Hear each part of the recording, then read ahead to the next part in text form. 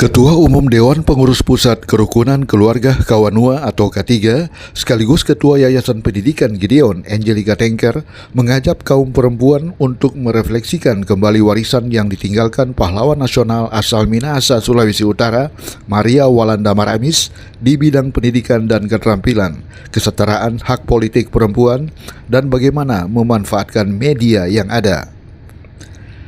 Ajakan ini dilontarkan Angelica Tengker saat tampil menjadi narasumber dalam seminar dan diskusi ilmiah mengenai peringatan Hari Ulang Tahun Maria Walanda Maramis di Ruang Rie-Rie, Kampus IBM ASMI Jakarta, Selasa sore 2 Desember 2025. Lebih jauh, Angelica Tengker menjelaskan peran kaum perempuan saat ini harus terus berperan dan mampu menyiapkan generasi ke generasi berikutnya. Karena salah satu kunci persiapan generasi ke generasi berikutnya adalah kaum perempuan.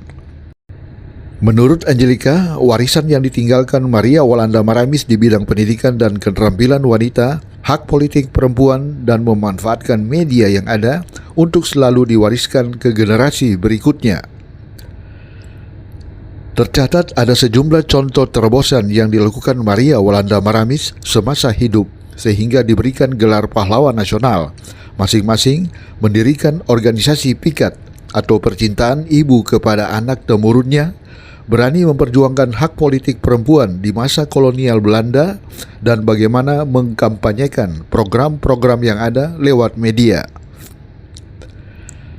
Berikut pemaparan Angelica Tengker saat tampil menjadi narasumber dalam diskusi ilmiah peringatan Hari Maria Walanda Maramis di Kampus Ungu IBM ASMI Jakarta, Selasa sore. Bapak, Ibu, Saudara sekalian, kalau bicara mengenai Ibu Maria Walanda Maramis, memang mungkin tidak sepopuler kita mengenal pahlawan nasional Ibu Kartini. Tapi sebenarnya memang Indonesia ini sangat kaya ya. Di setiap wilayah itu ada sosok perempuan-perempuan hebat dari masa ke masa yang memperjuangkan, bukan hanya memperjuangkan dirinya sendiri, tapi memperjuangkan generasi berikutnya, bahkan memperjuangkan kemerdekaan. Nah, bicara mengenai Ibu Maria Walanda Maramis, selain memang asalnya sama lah dengan saya ya, dari Minahasa, dari Sulawesi Utara. Tapi sebenarnya bukan hanya itu, karena Ibu Maria Walanda Maramis ini itu bisa dibilang agak lengkap paketnya yang diperjuangkan. Lahir masih di masa penjajahan Belanda saat itu. Dan ada 3 poin utama yang diperjuangkan, yaitu memperjuangkan pendidikan, politik, dan juga memanfaatkan media untuk menyebarkan apa yang ingin dia sampaikan atau ide-ide beliau ini mengenai perempuan harus maju itu bisa lebih luas tersampaikan. Nah, ini yang membuat saya juga lebih ingin mengenal dan ingin lebih memperkenalkan gitu ya. Beliau adalah pahlawan nasional, tapi dimulai memang dari satu kampung. Nah, kita bisa lihat ke masa sekarang, seorang perempuan yang sederhana. Kalau kita lihat semua foto-foto dokumentasi beliau itu menggunakan juga kebaya putih lebih sering ya, dengan penampilan yang apa adanya. Tapi punya semangat yang luar biasa. Tadi latar belakangnya sudah disampaikan oleh Ibu Retno sebagian. Yang diperjuangkan itu pertama pendidikan, dengan pemahaman bagaimana Ibu Maria ini bisa mengangkat generasi berikutnya untuk diteruskan lagi generasi berikutnya.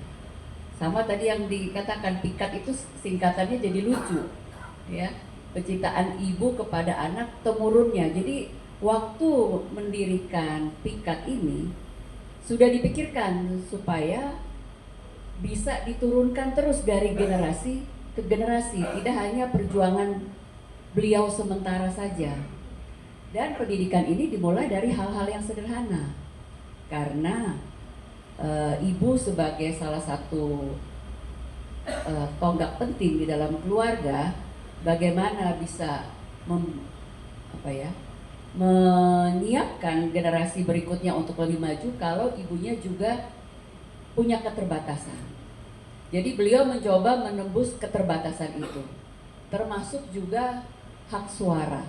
Kalau dilihat penampilannya yang sangat sederhana, tapi di masa itu perempuan tuh tidak punya hak suara di parlemen pada masa itu yang masih bersama-sama dengan Belanda. Diperjuangkan waktu itu di Manado belum lulus, ditolak. Berjuanglah beliau untuk sampai ke Batavia waktu itu, dengan menyurat, dengan memberikan pendapat, sampai akhirnya disetujui. Setelah disetujui tidak berhenti sampai situ, tidak puas lagi. Tidak hanya bisa memberikan suara, tapi harus bisa dipilih dan bisa duduk di pemerintahan. Nah ini kita lihat sosok yang memang cerdas, ya. Karena pada masa itu 1800-an dan awal 1900 kita bisa kebayang ya. Coba yang mahasiswa masih kebayang nggak waktu itu? Masih 1800-an sampai awal 1900. Itu kalau kita tulis surat juga mungkin sampainya itu masih berapa bulan gitu ya. Belum tentu hilang bisa juga hilang di jalan. Tapi itu kegigihan beliau juga ini sama dengan tokoh-tokoh pahlawan yang lain, tapi itu tidak hanya pendidikan tapi politik yang diperjuangkan oleh beliau. Dan juga tadi memanfaatkan media. Nah ini yang menginspirasi saya juga, bagaimana nih kita sekarang di era yang sudah sangat maju.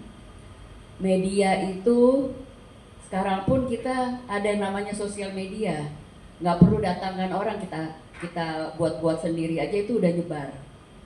Kita kasih konten-konten bisa viral. Kita mau menyampaikan pendapat kita rekam, kita tulis, kita sebar sendiri bisa. Nah, bagaimana? Apakah kita punya kekokohan untuk memperjuangkan sama seperti Ibu Maria Walanda Maramis? Apakah kita mau sebagai perempuan mengangkat perempuan lain yang mungkin tidak punya akses, tidak punya kesempatan yang baik seperti kita? Apakah kita mau maju bersama-sama? Nah, hal-hal itu Ibu Cindy, singkatnya, yang saya merasa sosok Ibu Maria Walanda Maramis ini perlu lebih diperkenalkan lagi.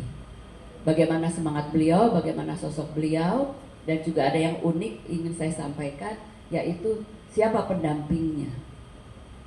Karena di masa itu, kalau pendampingnya juga suaminya tidak memberikan keleluasaan untuk seorang Maria Walanda Maramis berkarya, pasti juga tidak akan semudah itu. Bahkan saat ini banyak orang menyebutkannya, oh iya, tahu Ibu Walanda Maramis, Ibu Walanda Maramis gitu. Padahal nama beliau sebenarnya Maria Maramis. Walanda adalah, kalau di Minahasa kan ada marga ya. Maramis itu marga, Walanda itu marga gitu. Walanda itu marga dari suaminya. Tapi kadang kita lebih kenal, kita sebut Walanda Maramis. Ini dua marga aja yang kita sebut, namanya kita lupa. Jadi itu sepintas saja, Bu Cindy, mungkin nanti dilanjutkan lagi. Diskusi ilmiah dalam bentuk talk show yang dipandu Cindy Karawan dihadiri ratusan orang dari berbagai kalangan, tokoh Kawanua, Sekjen ketiga Michael Lakat, para aktivis wanita, para ibu rumah tangga, mahasiswa, dan sejumlah jurnalis dan pelaku media. Acara ini diawali dengan pembukaan selamat datang oleh Wakil Ketua Umum Kerukunan Keluarga Kawanua sekaligus Wakil Rektor IBM ASMI, Dr. Audrey Tangkudung. Demikian Minasa Raya TV melaporkan.